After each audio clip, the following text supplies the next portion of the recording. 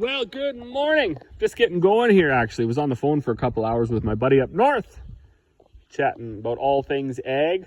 And now I'm going to, well, it was raining all morning, right? That's why we were doing that 2-hour phone call. But now it's not raining. And I got this bulk bin here full of chicken feed that I got to bag up. So I'm going to do that. And then I think I'm going to run over to the neighbors and get that tube for this grain back. He said he was done with that.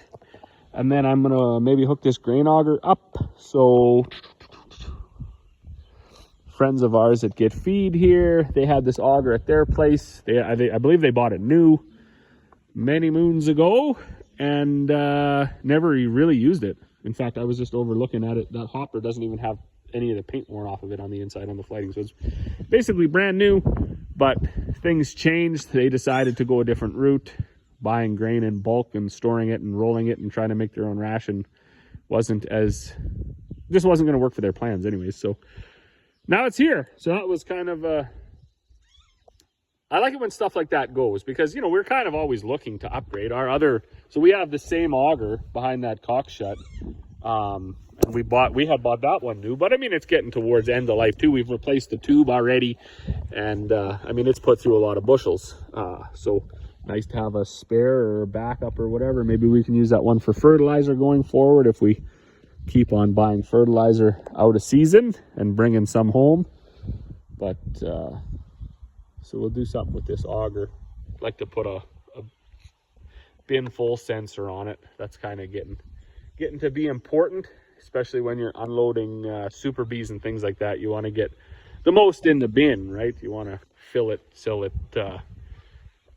the light goes off, so before you have to move. Other than that, yesterday I was out with my molasses fertilizer. I sprayed some barley and I sprayed some canola and I sprayed some peas here. So that was good. I used those 6-stream nozzles. Most of what I sprayed still had quite a bit of dirt showing. And those 6-way nozzles, that's what they're for. They're designed to get the product to the dirt, not really to the plant. And then going forward here for the last few totes, I want to keep probably 1.5, maybe 2 totes for this fall, because I want to spray it on at quite a high rate in the fall and then work it into the ground. Or maybe in the spring, I'm not sure. But anyways, I want to do those two attempts, and then for the last tote, I'll probably switch back to my flat fan nozzles and spray 10 gallons an acre right onto some of the more established wheat. See how that goes. There is no information on this, right? There's no recommendations because, well, it's never been made before. So we're always we're doing it all by feel this year, by gut feel, whatever you think it needs. But anyways, I'm going to get going here. I'm going to fill these bags up. That don't take very long. So I'll do that, and then maybe I'll run over to my neighbors and pick up that grainback tube. And then maybe run over to the lumberyard, get some wood for Buddy's tree house. We'll just kind of play her by ear, see where the day takes us.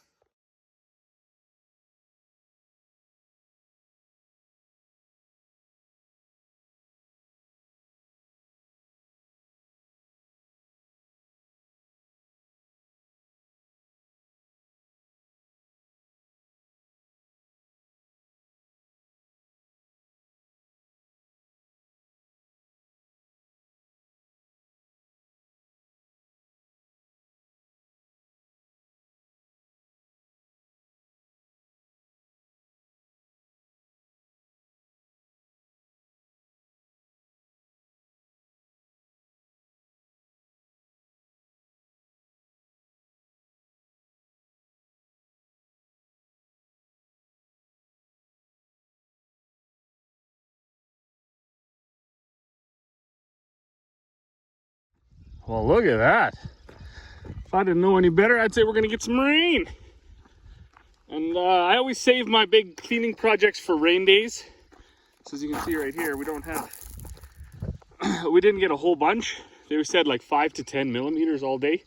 We haven't really had anything, but that looks like it's packing a punch. So I'm going to, while it's still dry, move my tractor and drill down into the yard, as long as I got some oil in her.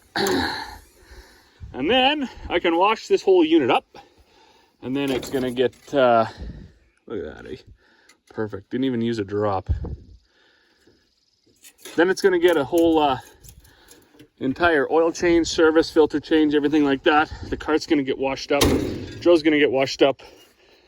Cart's gonna get unhooked and shoved in the shed. Drill's gonna get left out because we got all those big hoses to do. And hopefully, by the time I get down there, it's raining good and I can wash this in the rain. What are the odds this thing starts? Oop. Oh, it needs every single filter. We houred everything out.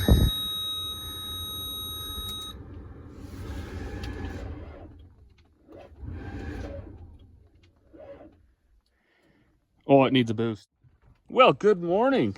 We got a shot yesterday. Say just about half an inch. And well, it rained so hard that well, I actually had to give up washing the tractor, which is kind of contradictory to the way I run my washing operation. See, I'm all about washing this, especially the bigger equipment. I like to wash it in the rain because then you get that extra gallon per minute of water coming down. Because when you're washing the drills and stuff, it's not about dirt and oil and grime. It's oil and grime. It's basically just about dirt that's been settled on it throughout the season. So I found you need water volume, not water pressure. Because in all these little crevices, right, they're all just full of dirt around all these bolts and everything. And if you have just a pressure washer, you have a very narrow spot of high pressure, and you just blow the dirt from one side over to the other side, and then you just keep blowing it back and forth.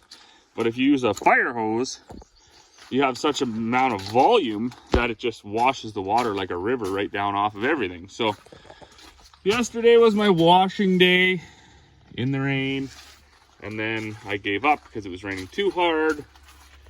And then I came back out yesterday evening, started washing a bit more. This is the first year I actually washed inside of the tanks too. So I don't know if that was a good idea or a bad idea or what, but I did. And we're going to live with the results no matter what.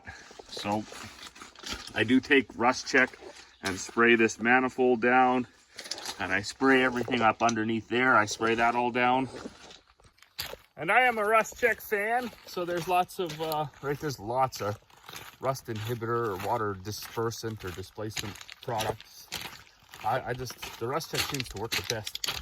We've used fluid films and other knockoff brands and stuff like that, but it smells the best too. So if you're down there huffing and puffing, you get a pretty good scent. I got everything. What is this here?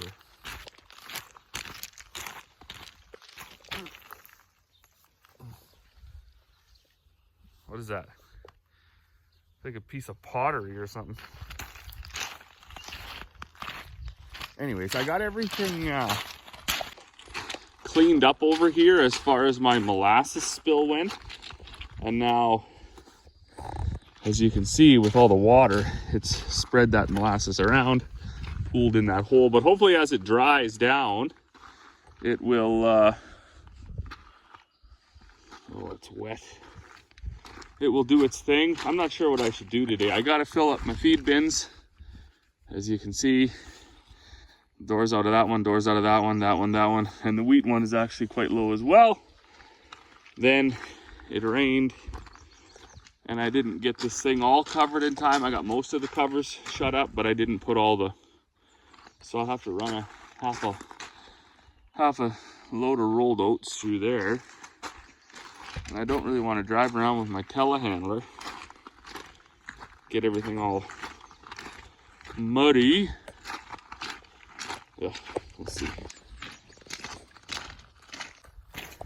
Guy's definitely not cursing the rain. It's nice that we got it, but yeah, I mean, it slows you down for a day, right? I don't want to be cruising around the yard. The yard's finally looking good, like travelable with all of this gravel that we had put down recently. So maybe I did notice yesterday when I fired the hydraulics up for this drill that, yeah, now we too yesterday. So yesterday this thing just turned over and then it didn't start. But when I looked up under here, this battery post terminal was actually cracked and broke, so it was just loose on there. So I'm pretty sure that's why that had happened. See if it starts again today. And then I'm wondering, because that's the positive for my blockage monitors, I'm wondering if that's why they weren't working right at the end, because maybe they were getting a bad connection, or a loose connection, if you will. Gave this guy a pretty good soak too. That's always what's required after a hard seeding. Well, it wasn't a hard seeding season, but seeding season nonetheless. See if she starts today.